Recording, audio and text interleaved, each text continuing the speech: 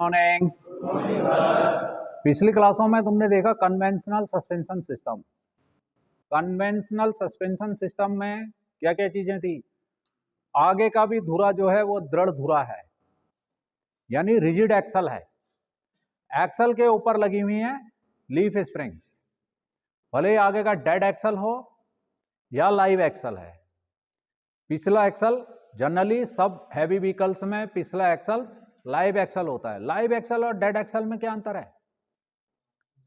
Live axle में driving torque जा रहा है, यानी वो एक्सल यदि ड्राइव इंजन से रियर व्हील को जा रही है और रियर व्हील जो है अगले पहियों को धकेल रहे हैं, और यदि इंजन की पावर फ्रंट व्हील्स को जा रही है तो फ्रंट व्हील जो है पिछले व्हील को खींच रहे हैं। तो जिन भी एक्सल्स में ड्राइव जा रही है, ड्राइव ट्रांसमिट हो रही है, वो कहलाते हैं लाइव एक्सल। जनरली बड़ी गाड़ियों में रियर व्हील ड्राइव हैं, उसमें पिछले एक्सल लाइव एक्सल्स हैं, और छोटी पैसेंजर कार्स में फ्रंट व्हील ड्राइव है, अगले एक्सल्स लाइव एक्सल्स हैं। परंतु छोटी कारों में आगे दृढ़ धुरा यानी रिजिड फ्रेम, रिजिड बीम नहीं लगाई जाती। किसी किसी कार में पीछे रिजिड बीम होती है, किसी में पीछे भी रिजिड बीम नहीं होती है।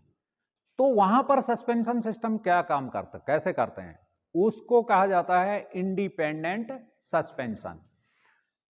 इसकी आवश्यकता क्यों पड़ी, पर्पज क्या है इंडिपेंडेंट सस्पेंशन का?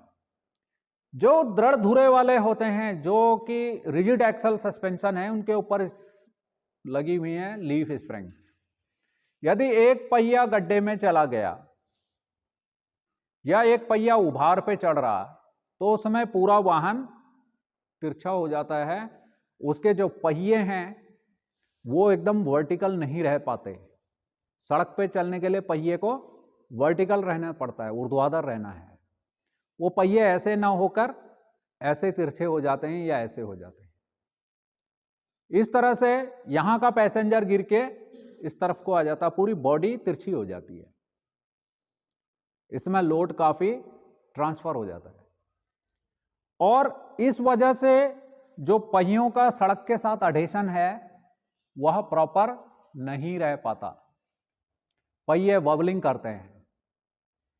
इस समस्या को दूर करने के लिए वाहन की बॉडी टिल्ट ना हो, चाहे पहिया गड्ढे में जाए चाहे पहिया उभार पर चढ़े, वाहन की बॉडी समतल रहे, वो अपने फ्लैट रहे रोड सरफेस के अनुसार सीधा।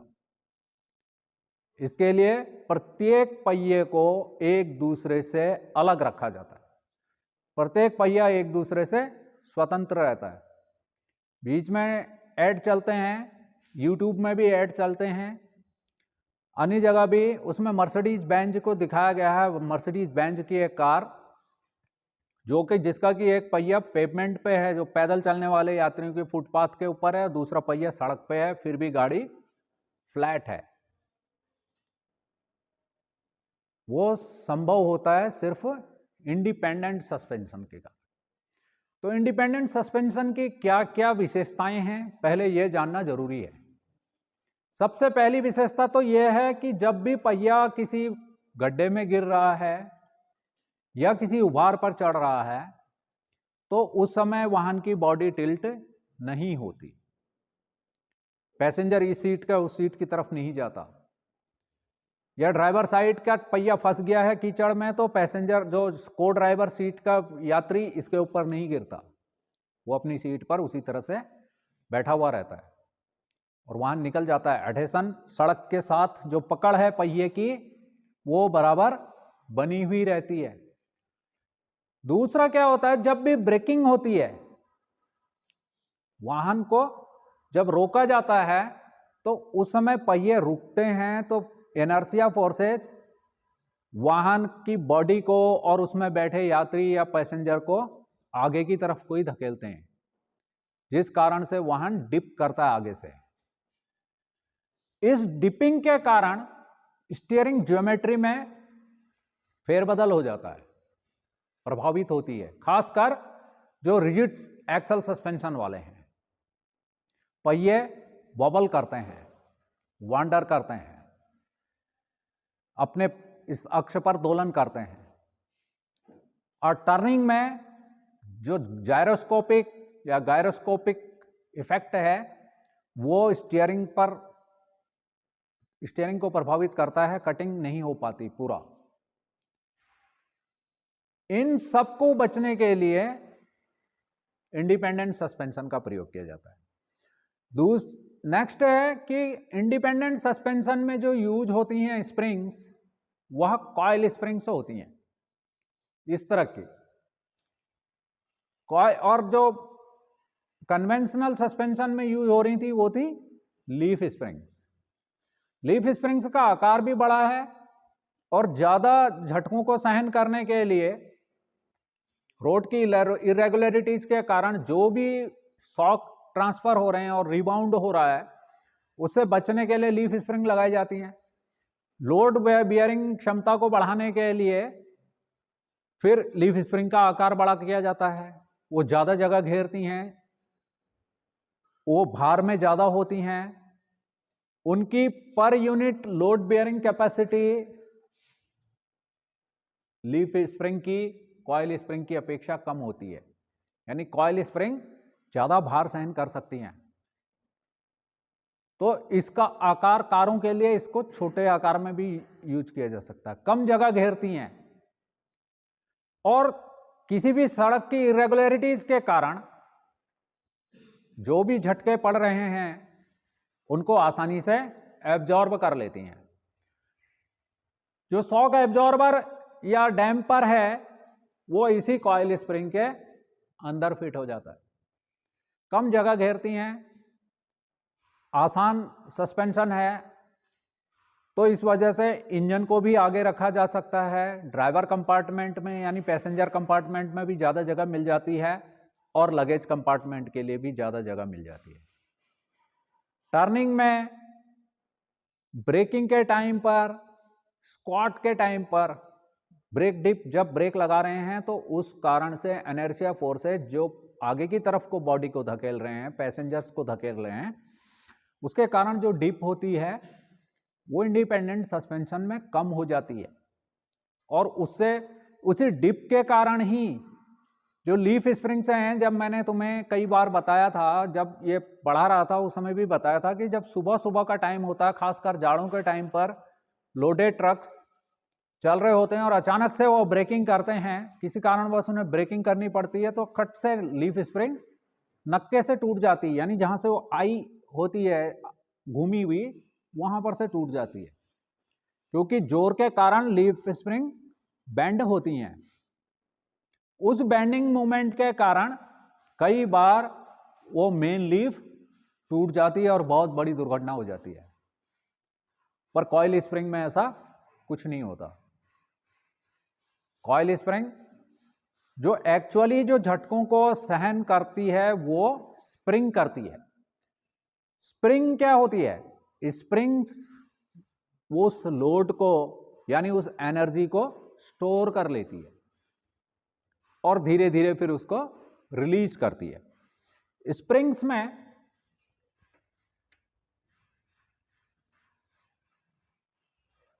जब लोड डाला जाता है, चाहे इसे तानो चाहे इसे दबाओ, तो वो एनर्जी इसके अंदर स्टोर हो गई है। जब एनर्जी रिलीज होगी तो वो इस सेम पाथ का अनुसरण करती है। पर जब ऐसा होता है, जब एनर्जी रिलीज होती है तो उसके कारण वाइब्रेशन उत्पन्न होती है। उस वाइब्रेशन को दूर करने के लिए ही ये डैम्पर या शॉक एब्जॉर्बर यूज किए जाते हैं। मैंने टेलीस्कोपिक शॉक एब्जॉर्बर के बारे में इससे पहले क्लास में बताया तुम्हें कि कैसे वहां पर फ्लूइड एक चैम्बर से दूसरे चैम्बर में, अपर ट्यूब में और आउटर ट्यूब में चला जाता है।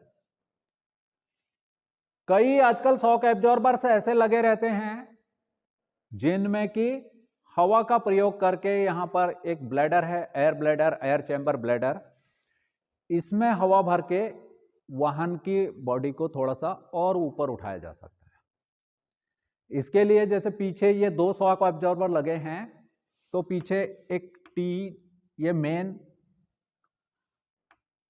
पाइप है, इस रास्ते से इस तरह दोनों शॉक एब्जॉर्बर्स को हवा चली जाती है और ये दोनों की हाइट को इक्वलाइज कर सकता है। Air is compressible. तो पहले पहले ये गैरेज से भी भरी जाती थी हवा इसके अंदर, पर आजकल वाहनों में कंप्रेसर लगे हुए रहते हैं। बड़े वाहनों में जिनमें एयर ब्रेक सिस्टम होते हैं, एयर सस्पेंशन होता है, उसमें तो ये कंप्रेसर इंजन से ड्राइव लेता है। लेकिन जो छोटी कारें हैं उनमें एयर सस्पेंशन यदि है या एयर जैकर्स हैं तो भी इसके लिए इलेक्ट्रिकली ऑपरेटेड, अलग से इलेक्ट्रॉनिकली ऑपरेटेड एयर कंप्रेसर होता है और एयर टैंक होता है, सिस्टम प्रोटेक्शन वाल्व होता है और बहुत कुछ होता है। इसके बारे में हम एयर सस्पेंशन जब आएगा उसमें इसके कंपोनेंट्स एंड लेआउट का विस्तार पूर्वक चर्चा करेंगे इस पे। तो इस तरह के भी सॉकर होते हैं जिनमें की हवा भरी जाती है। जो नॉर्मली हवा होती है हमारे वायुमंडल से, जो हवा एयर कंप्रेसर खींच रहा है, उसमें ऑक्सीजन है 21% और नाइट्रोजन है 78%। इसके अलावा और क्या क्या चीजें हैं? क्या है और क्या चीज है? इसके अतिरिक्त है वायुमंडल में फैली हुई गंदगी, धूल आदि के कण, पार्टिकुलेट मैटर्स। चलो वो फिल्टर में साफ हो जाएंगे। और क्या चीज है? ह्यूमिडिटी है, उसमें नमी है, जो नमी जाकर एयर टैंक में जमा हो जाती है। वो नमी कंपोनेंट्स तक भी जा सकती है। इसलिए कई निर्माता यहां पर नाइट्रोजन का प्रयोग करते हैं ताकि कंपोनेंट को लॉन्ग लाइफ बनाया जा सके और एयर टैंक के अंदर पानी जमा ना हो। ठीक है। तो यदि किसी कारणवश इनका एयर चैम्बर या एयर ब्लैडर खराब भी हो जाता है तो ये मोनो ट्यूब की तरह कार्य करते हैं। मोनो ट्यूब में टेलीस्कोपिक शॉक एब्जॉर्बर में मैंने तुम्हें 2 ट्यूबें बताई थी, ट्विन ट्यूब वाली। टेलीस्कोपिक शॉक एब्जॉर्बर ही एक सिंगल मोनो ट्यूब वाले भी होते हैं, जिनके पिस्टन में ही ऑरिफिस बने हुए रहते हैं, विभिन्न अलग अलग साइज के छेद बने हुए रहते हैं, जिसके कारण जब भी बंप के ऊपर टायर चढ़ रहा है तो टायर ऊपर को जा रहा है। उसके कारण जो फ्लूइड पे दबाव पड़ रहा है, उस दबाव से, और वो किस फ्रीक्वेंसी पर पड़ रहा है, कितना दबाव पड़ रहा है, उसी हिसाब से वो ऑरिफिस खुलते हैं। ये ऑरिफिस खुलने के लिए स्प्रिंग्स यूज की जाती हैं। तुम्हें जब गियर शिफ्टिंग लीवर दिखाया था तो उसमें दिखाया था एक स्प्रिंग बॉल और उसके साथ स्प्रिंग। ज्यादातर जो मैकेनिकल वाल्व होते हैं वो स्प्रिंग्स और बॉल ही होती हैं, या फिर रबर के सीलें यूज की जाती हैं। वो विभिन्न आकार के छेद में से वो जो फ्लूइड है वो ऊपर जाता है और जब रीबाउंड के टाइम पर वो दूसरे होल के रास्ते से फिर अपनी जगह पर आ जाता है। इस तरह से मोनो ट्यूब भी बढ़िया काम करते हैं शॉक एब्जॉर्बर। इसका आकार भी छोटा हो जाता है, कीमत भी कम हो जाती है और ड्यूरेबिलिटी यानी इसका भी लॉन्ग लाइफ होते हैं जब तक कि ये लीक ना हो। तो ये एयर जैकर्स हैं, आर्मस्ट्रॉन्ग कंपनी द्वारा बनाए हुए। इसमें कई एक हैवी व्हीकल्स के लिए इसी के साथ कॉइल स्प्रिंग्स लगा दी जाती है। अब आते हैं इंडिपेंडेंट सस्पेंशन में। इंडिपेंडेंट सस्पेंशन फिर कई टाइप के हो जाते हैं। जो सबसे पहला वाला था वो था विश बोन टाइप का। उसमें यह यहां पर मैंने एक लोअर आर्म दिखाई है, उसमें एक अपर आर्म भी होती थी। यह एम्बेसडर कारों में होती थी। एम्बेसडर कार अब चले गए हैं, यहां है नहीं। आज हम देखेंगे जो मोस्ट वाइडली यूज्ड है और जिस पर तुमने काम किया है वो है मैकफर्सन स्टर्ट टाइप। स्टर्ट, यह निचले वाला हिस्सा ये है स्टर्ट। इसी में शॉक एब्जॉर्बर साथ में ही है और ये लगी हुई है कॉइल स्प्रिंग। इसका, इस स्टर्ट का जो निचला सिरा है ये इस लोअर विसबोन के साथ, चैसी के साथ लगा हुआ है, हिंज्ड है। यहां पर खोला था तुमने अभी, विसबोन चेंज की थी, ये लोअर बोन चेंज की थी एक कार की, और साथ ही साथ इस स्टेबलाइजर बार या एंटी रोल बार के ये वाले बुश भी चेंज किए थे, और इसके आगे जो बुश लगे हैं वह भी चेंज किए थे। प्रैक्टिकल पहले कर लिया है तुमने, पर एक्चुअली ये सब काम कैसे करता है, क्यों लगाया जाता है, ये आज हम क्लियर कर रहे हैं। ठीक है। विसबोन में डबल विसबोन है, नीचे वाली बड़ी आर्म, ऊपर वाली छोटी आर्म। तो अभी जो मोस्ट वाइडली यूज है उस पर बात कर लेते हैं। ये है मैकफर्सन स्टर्ट टाइप। मैकफर्सन एक अमेरिकन इंजीनियर थे जिन्होंने इस सस्पेंशन सिस्टम को डेवलप किया, इसीलिए उनके नाम पर इसको MacPherson strut type suspension system कहते हैं, जो कि पैसेंजर्स कारों में फ्रंट इंडिपेंडेंट सस्पेंशन के लिए लगभग मोस्ट वाइडली यूज्ड है। लगभग सभी कारों में इसी टाइप का सस्पेंशन यूज हो रहा है। तो जो भी सड़क की अप डाउन मूवमेंट है, इसके कारण जब ये पहिया किसी उभार पर चढ़ता है, तो इसमें एक बल यूं लग रहा। जो सस्पेंशन सिस्टम पढ़ाने से पहले मैंने तुम्हें ये पिच, बम्प और यो,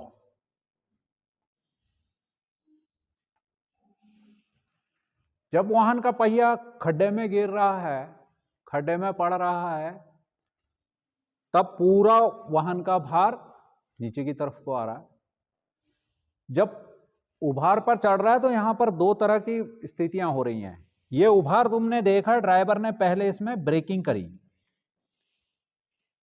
ब्रेकिंग करेगा, वाहन की गति को धीमा करेगा कि वो उभार पे चढ़ाना है उसने। यहां पर आने के बाद ब्रेकिंग कर रहा है तो उस समय लोड ट्रांसफर हो रहा है, यानी स्प्रिंग दब रही है। फिर इस पहिए के ऊपर चढ़ रहा है, फिर यहां पर एक बल नीचे को, एक बल ऊपर को है, फिर यहां से पहिया नीचे आ रहा है। इसके कारण रोलिंग भी होती है, यानी पैसेंजर आगे पीछे जा रहा है, कैसे जा रहा है, और इसी के अनुसार पूरी बॉडी भी रोल होने का प्रयास कर रही है। टर्निंग के टाइम पर कॉर्नरिंग, जब वाहन कॉर्नरिंग कर रहा है तो उसमें सेंट्रीफ्यूगल फोर्स जो गति के कारण पैदा हो रहा है, वो तो वाहन की बॉडी को बाहर की तरफ को धकेलने की कोशिश कर रहा है, पर जो लेटरल फोर्सेज हैं, जो सेंट्रीपिटल फोर्सेज जनरेट कर रहे हैं, वो वाहन को कॉर्नरिंग बल उसको अंदर की तरफ खींचने की कोशिश कर रहे हैं। तो यहां पर दो तरह के बल कार्य कर रहे हैं और इनको संतुलित करना जरूरी है। जब वाहन के पहिए सड़क पे चल रहे होते हैं तो उसकी एक स्टीयरिंग ज्योमेट्री है, उन्होंने सीधा चलना चाहिए, वो किसी ट्रंकॉइड की तरह ऐसे नहीं चलने चाहिए, वो पहिया ऐसा नहीं चलना चाहिए। इस पहिए को सीधा वर्टिकल रहना चाहिए। आ रही बात समझ में? पर जब वो वाली पोजीशन थी रिजिड एक्सल सस्पेंशन में, उसमें वाहन तिरछा होगा तो वो इस तरह से टायर हो जाएंगे। उसकी पूरी स्टीयरिंग ज्योमेट्री जो हम इस सस्पेंशन सिस्टम के बाद पढ़ने वाले हैं, स्टीयरिंग ज्योमेट्री में तुम्हें जब सर ने उधर पर ये स्टड खोला था तो इस स्टड के साथ जो लगे हुए बोल्ट थे उनमें निशान लगाया था। वो निशान इसलिए लगाया था ताकि हम टाइट करके वापस उसको उसी जगह पर टाइट कर लें। ये सावधानियां हैं, ये हमेशा दिमाग में रहनी चाहिए, क्योंकि हमारे पास यहाँ पर कंप्यूटराइज्ड व्हील अलाइनमेंट सिस्टम है नहीं। यदि है हमारे पास तब तो खोल लो, कोई दिक्कत नहीं है। जब भी ये चीजें खुलें तो उसके बाद व्हील अलाइनमेंट करना बहुत जरूरी है। खाली वाहन में ये पहिए बाहर की तरफ भी झुके हुए हो सकते हैं ताकि जब स्प्रिंग्स पे लोड पड़े तो ये पहिए सीधे हो जाएं। ये डिपेंड करता है आगे कितना लोड है, पीछे कितना लोड है, लोड डिवीजन किस तरह से किया गया है, वाहन फ्रंट व्हील ड्राइव है या रियर व्हील ड्राइव है। तो कैम्बर एंगल होता है positive camber and negative camber. इसी तरह से कास्टर एंगल होता है, टो इन टो आउट, ये पोजीशन होती हैं। थर्स्ट एंगल होता है, स्टीयरिंग एंगल है। कई एंगल्स हैं जिन्हें की एडजस्टमेंट की आवश्यकता होती है, और वाहन के चलते समय सड़क की रेगुलरिटीज के कारण इनमें किसी तरह का ज्यादा परिवर्तन ना हो। सस्पेंशन सिस्टम में जो भी कमियां आएंगी इन बुशों के कट जाने के कारण, शॉक एब्जॉर्बर के लीक हो जाने के कारण, स्प्रिंग्स के टेंशंस के वीक हो जाने के कारण, कमजोर हो जाने के कारण ये स्टीयरिंग ज्योमेट्री भी खराब हो जाती है। ये इसका ड्रॉबैक है, पर इसके लिए जरूरी है कि टाइम टाइम पर उसकी चेकिंग की जाए। जहां पर ये हिंज्ड हुआ है यहां पर भी स्टील रीइंफोर्स्ड रबर के बुश हैं, जिनमें कि बाहर से स्टील के कवर है, बीच में रबर है और फिर बीच में बुश है। वो बेयरिंग का काम भी कर रहे हैं और शॉक को एब्जॉर्ब भी कर रहे हैं। अप डाउन मूवमेंट पे ये इस पे एक मूवमेंट दे रहे हैं। साथ में यहां पर बॉल जॉइंट्स लगे हुए हैं। बॉल जॉइंट्स को चेक करना भी सिखाया था। यदि ये बिल्कुल ऐसे हिल रहा है कीड़े लगे दांत की तरह, तो फिर इसे बदली कर देना है। ये मैकफर्सन स्टड मैं इसलिए तुम्हें बता रहा हूं क्योंकि ये एक तो मोस्ट वाइडली यूज्ड है और इसमें पार्ट्स बहुत कम हैं, कम पार्ट्स हैं, कम जगह है, घेरता है, डेड वेट कम हो जाता है। तो जब भी वाहन का पहिया इस पे चढ़ रहा है तो इसी पहिए पर ही जो भी रेगुलरिटी जा रही है वो इसी पर आ रही है। इसके कारण वाहन की बॉडी टिल्ट नहीं होती है, ना ही इसकी स्टीयरिंग ज्योमेट्री में कोई खास फर्क आता है। जो जायरोस्कोपिक इफेक्ट है वो ये, यदि पहिया अपने धुरे पर घूम रहा है तो आप उसकी यदि दिशा को परिवर्तित करने की कोशिश करते हैं तो वो उसका विरोध करता है, वो फिर वापस अपनी जगह पे आ जाता है। इसका इफेक्ट स्टीयरिंग में पड़ता है। स्टीयर करने में वाहन को मुश्किल होती है, पर एक इसका पॉजिटिव इफेक्ट ये होता है कि स्टीयर करने के बाद यदि स्टीयरिंग को छोड़ दें तो वो घूमता हुआ पहिया फिर वापस अपनी सीट पे आ जाता है। तो ये स्किल है, इसको इस तरह से यूज करना है कि उसके जो नेगेटिव इफेक्ट है उसको कम किया जाके जो पॉजिटिव इफेक्ट है उसका प्रयोग कर लिया जाए।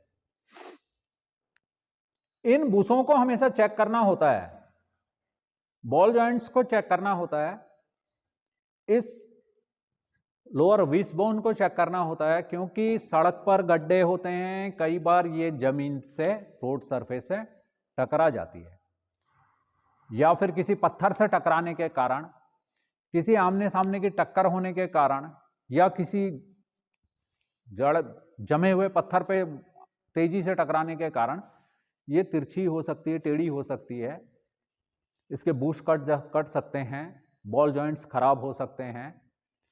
तो ऐसी स्थिति में कई वाहनों में तो ये बॉल जॉइंट्स बदले जाते हैं, कईयों में ये बॉल जॉइंट्स नहीं बदले जाते, पूरी की पूरी आर्म चेंज होती, जैसे कि मारुति 800 की पूरी आर्म चेंज करनी पड़ी थी। ठीक है, ये स्टड है, स्टड के साथ ही shock absorber and coil springs लगे हैं। ये लॉन्ग लाइफ होते हैं। इसका सीधा सीधा उदाहरण है मेरी स्वयं की कार, जिसमें कि ये लगे हुए हैं। ये स्प्रिंग्स इतनी जल्दी वीक नहीं होते, वो इसलिए कह रहा हूं 11 वर्ष भी हो गए हैं उसको, और वो 1,67,000 किलोमीटर भी चल चुकी है। वो ये भी नहीं कह सकता कि 11 वर्ष हो गए हैं मगर गाड़ी तो 10,000 किलोमीटर चली है, ऐसा नहीं है। वो 1,67,000 किलोमीटर चल चुकी है। ना कोई बुश कटा है, ना कोई आर्म टेढ़ी हुई है, ना कोई शॉकर लीक हुआ है। शॉकर बोल देते हैं तो इसी भाषा में हमारे मुंह से भी शॉक एब्जॉर्बर, डैम्पर वगैरह ना निकलकर शॉकर ही निकल जाता है। मेन काम है स्प्रिंग्स का, स्प्रिंग्स के कारण होने वाली जो वाइब्रेशन है उसको डैम्प करने का काम है इस डैम्पर का। इतनी बात समझ में आ गई। और इसके साथ जो लगे हुए हैं ऊपर रबर के स्टील रीइंफोर्स्ड बुश हैं, यहां पर भी स्टील रबर बुश है, ये भी रबर का ब्रैकेट है, ये भी रबर के बुश हैं। आखिर रबर यूज क्यों की जाती है? क्योंकि रबर में भी थोड़ा इलास्टिक होती है, थोड़ा इलास्टिसिटी होती है, थोड़ा होती है, यानी इलास्टिसिटी होगी तो वो एनर्जी को स्टोर कर सकता है और धीरे धीरे उसको रिलीज कर सकता है। जो रबर होती है वो विस्को इलास्टिक होती है। क्या होती है? विस्को इलास्टिक होती है, और उसको इस तरह से दर्शाया जाता है। जो पहले थी वो स्प्रिंग थी, वो इलास्टिक मटेरियल था, और अब जो है वह विस्को इलास्टिक मटेरियल है। इसमें फर्क क्या होता है कि जब इसकी एनर्जी रिलीज होती है तो इलास्टिक मटेरियल की एनर्जी जब रिलीज होती है तो सेम पाथ को फॉलो करती है, पर जो विस्को इलास्टिक मटेरियल की एनर्जी रिलीज होती है तो वो सेम पाथ को यूज नहीं करती, बल्कि इसका पाथ थोड़ा सा बदल जाता है। ये एनर्जी फिर धीरे धीरे धीरे रिलीज होती है। ये फिर आने वाला है टायर्स में, इसलिए इसको समझना जरूरी है। इसको समझने के लिए मैंने यहां पर एक ट्यूब काटी हुई है, मैंने तुमसे ही खिंचवाई थी। जब हम इसे खींच रहे हैं तो ये अभी खींच रही है, पर जब हम इसकी फ्रीक्वेंसी बढ़ा देंगे, हम इसे खींचना ऐसे करेंगे तो अब ये कम तनेगी, तो इस कारण से यह लोड भी ले सकती है। इसीलिए जो स्टेबलाइजर बार्स हैं या लिंक रॉडें हैं, जो इसके साथ ही साइड थ्रस्ट को रोकने के लिए तुम्हें दिखाई थी कार के साथ लगी हुई लिंक रॉड, इस तरह से ये लगी हुई है शॉक एब्जॉर्बर के साथ ही। तो ये क्या करती हैं? ये साइड थ्रस्ट को रोकती हैं, बॉडी के रोल को भी रोकती हैं। ये स्टेबलाइजर बार, ये जो बॉडी रोल होती है उसको भी यह सहन कर लेती है, यानी कॉर्नरिंग के टाइम पर जो दोलन होता है, सेंट्रीफ्यूगल फोर्स बाहर की तरफ को धकेल रहा है, तो उसके कारण जो बॉडी रोल हो रहा है उसको भी ये स्टेबलाइजर बार कैंसिल कर देती है। ठीक है। और जो साइड थ्रस्ट है उसको रोकने के लिए इसके साथ ही ये रॉड भी यूज की जाती है। तो सस्पेंशन सिस्टम में इसकी थोड़ा सा कॉस्ट बढ़ जाती है, पर यदि सही ढंग से चलाई जाए, रेगुलर मेंटेनेंस की जाए, चेकिंग की जाए, डेली मेंटेनेंस, पीरियोडिकल मेंटेनेंस की जाए तो ब्रेकडाउन की नौबत नहीं आती। मेरिट्स ज़्यादा हैं, डीमेरिट्स भी होती हैं हर चीज़ की, कुछ न कुछ मेरिट्स एंड डीमेरिट्स होती हैं। पर आजकल जो ज़्यादा यूज हो रहे हैं, तो जब मास प्रोडक्शन होता है तो इनिशियल कॉस्ट थोड़ा ज़्यादा है, मगर कोई बात नहीं है, वाहन लंबे समय तक चल सकता है, स्टेबल रहता है, यात्रा आरामदायक रहती है। ठीक है। फ्रंट सस्पेंशन में जैसा इस तरफ है ऐसा ही उस तरफ भी है, क्योंकि जो आजकल गाड़ियां हैं वो सब मोनोक्यू हैं, जिनमें चैसी नहीं है। चैसी की जगह पर इन सस्पेंशंस को, आइटम्स को फिट करने के लिए उसी तरह की थोड़ा सा मोटी चादर लगाकर वाहन के डेड वेट को भी कम कर दिया जाता है। वाहन की ऊंचाई को कम किया जा सकता है। जितना ग्राउंड क्लियरेंस बढ़ता चला जाएगा उतनी ही उसकी जो स्टेबिलिटी है, वाहन की स्टेबिलिटी है, directional stability and directional control दोनों ही मुश्किल होते चले जाएंगे, उसका संतुलन थोड़ा मुश्किल हो जाएगा। तो इंडिपेंडेंट सस्पेंशन का एक फ़ायदा ये भी है कि वाहन के ग्राउंड क्लियरेंस को कम रखा जा सकता है, जिसके कारण जो रोल है, स्वे है, वह भी कम हो जाता है। और कॉर्नरिंग के टाइम पर हमें एक अंडर स्टीयर की स्थिति मिल जाती है। Understeer, oversteer, steering angles, steering geometry, ये हम अगले हफ्ते तुम्हें क्लियरली बताएंगे। ठीक है। इट इसके साथ ही कुछ चीज रह गई थी कि शॉक एब्जॉर्बर का जो रेशियो, कई बार प्रश्न आता है shock absorber ratio. Shock absorber ratio का मतलब यह है कि जब ये पिस्टन की गति है, जब ऊपर की तरफ को लोड मिल रहा है तो ये कितना डिस्प्लेस हो रहा है, और जब वो रिबाउंड हो रहा है, एनर्जी रिलीज हो रही है, तो तब इसका डिस्प्लेसमेंट कितना है। यह 50-50 रखा जाता है। पर जो इसकी इफिशियंसी है, वाइब्रेशन को डैंपिंग करने की इफिशियंसी है, वो शॉक एब्जॉर्बर रेशियो से उसका कहीं से कहीं तक कोई लिंक नहीं होता है। वह डिपेंड करती है कि डैम्पर में पिस्टन किस साइज का लगा हुआ है, उसके होल्स के ओरिफिसेस का साइज क्या है, और जो स्प्रिंग्स हैं उसकी स्टिफनेस, उसकी कठोरता के ऊपर डिपेंड करता है। स्प्रिंग ज्यादा कठोर होगी तो ज्यादा प्रेशर पर ही वाल्व खुलेगा, फ्लूइड तभी डिस्प्लेस होगा। और इससे जब सस्पेंशन ज्यादा हार्ड हो जाता है तो सड़क के गड्ढे, सड़क की इरेगुलरिटीज वाहन की बॉडी में, चैसी में, पैसेंजर्स ऑक्यूपेंट्स को जाती है स्टेबिलिटी, यानी कि यात्रा आरामदायक नहीं रहती। तो यात्रा को आरामदायक बनाने के लिए सस्पेंशन को सॉफ्ट और रिजिड के बीच का ऑप्टिमम रखना पड़ता है।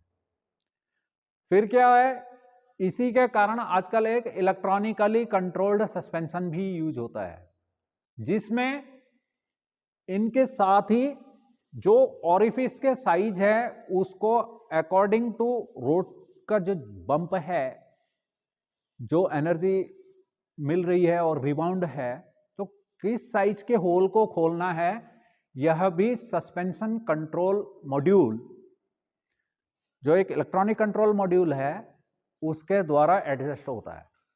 उसमें एक इलेक्ट्रिक मोटर लगी हुई रहती है।